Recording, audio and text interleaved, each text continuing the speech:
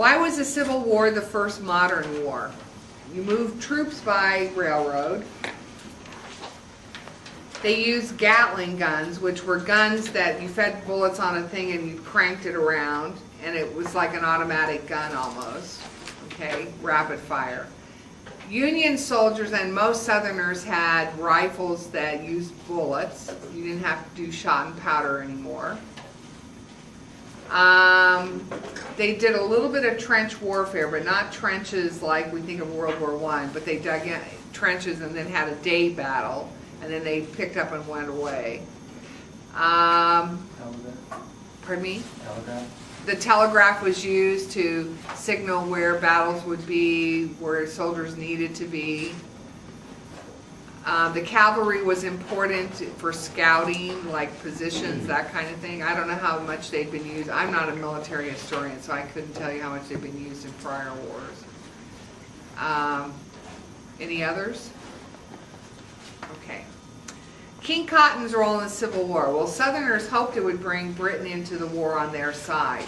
It didn't, okay? But they hoped it would be a leverage for diplomacy with Britain. You know, frankly, remember that the North continued to buy cotton on the quiet from the South because they had to run those mills in Lowell, Massachusetts, too. Now, they did buy some cotton from India and some cotton from the Caribbean, but most of the cotton was purchased from the South. Why was the North worried about Great Britain? We thought they might enter the war on the side of the South, and at that point in time, the South probably could have won or forced the issue so that we would have let them become independent. The Northern efforts to keep the South from war, well, there was the attempt for the Crittenden proposal. Lincoln was very honest that he was not going to re-provision Fort Sumter with military weapons, only with food and medicine, medical supplies. There were attempts made to talk to the other side before they seceded through congressmen, senators, that kind of thing. Which didn't happen by late 1863. Vicksburg, Gettysburg, Emancipation Proclamation, or Appomattox? Appomattox. What is Appomattox? Yeah, it's where they surrendered, where the South surrendered. Okay? The first two are battles, Vicksburg and Gettysburg. Emancipation Proclamation was issued after the Battle of Antietam, which brings us to Emancipation Proclamation. Why was the Emancipation Proclamation issued after Antietam? The timing of, because the North won the battle, even though it's a very bloody battle. Ultimately, the North wins, so it's a morale booster to do the emancipation. Why did Lincoln issue the emancipation? He was getting a lot of pressure from radical Republicans to do away with slavery totally.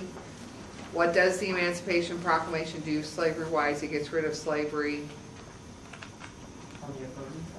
on states still in rebellion. Okay, so does it? Maryland was still in the Union. Does it get rid of slavery in Maryland? No, because he couldn't afford for Maryland to leave the Union. So it only does slavery in like Virginia. Okay. So that's the very last part. It says it affected, meaning the Emancipation Proclamation affected every state but border states. B, the border states. C, states still in rebellion. D, all states west of the Appalachia.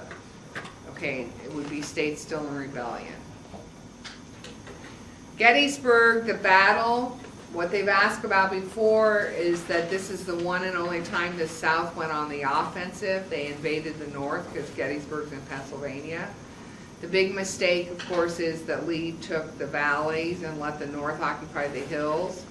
And in Gettysburg, they're hills, they're not mountains, but they're still, when you're carrying a big old rifle and schlepping up a hill, when somebody's firing down on you, you're at a distinct disadvantage. It's the last time the South attempted to be on the offensive because they lost so badly. 55,000 men were killed in 3 days. The address in the fall of 1863 after the battle, they met at Gettysburg to make it to consecrate or bless the land to make it into a cemetery. Lincoln comes and gives his little 1-minute speech where he ends with, you know, a nation or government of the people, by the people, for the people. Okay? Vicksburg, the significance of that battle is that the North takes control of the Mississippi River. Sherman's march to the sea, why and the effect. Remember this, Sherman decides that he is going to take his army march from northern Georgia to Atlanta, then to the coast up to Charleston, and then or Savannah, from the coast, Atlanta to Savannah, Savannah to Charleston, and then up to Virginia. He's going to live off the land. So I come to your farm, you have 10 pigs. I take 5 of them to feed my army. What do I do with the other 5? Shoot them. And make sure they get stuck in the mud so you can't eat them too. Okay, defile them. I take all your grain, your chickens, etc. If you have a nice plantation house, I burn it. You can live in the slave quarters. The effect, a lot of Southerners, soldiers began to desert to go home to protect their families. You have devastation, a wide swath of devastation through Georgia up the coast to the Carolinas. Sherman is a dirty word still in the South today. They hate his guts, even though this happened 150 years ago, or 145. The effects of the Civil War shows the potential for the power of the presidency. When you think about this, Lincoln was the 16th president. And before Lincoln, there are not that many strong presidents. You have George Washington, you have Andrew Jackson, you have Polk. And maybe you want to include Thomas Jefferson in the group. Other than that, they're all a bunch of wimps. Or weak presidents because they can't get along with Congress or because they don't do anything. 16 presidents, I could name 5 maybe strong ones. Lincoln shows the potential power that a president can have. Okay? Secondly, an effect. It shows that the central government reigns supreme over state rights or state governments. Thirdly, it shows the superiority of an industrial power over an agricultural power. And Sherman one time said to someone, an agricultural power will never win a war with a country that's an industrial power.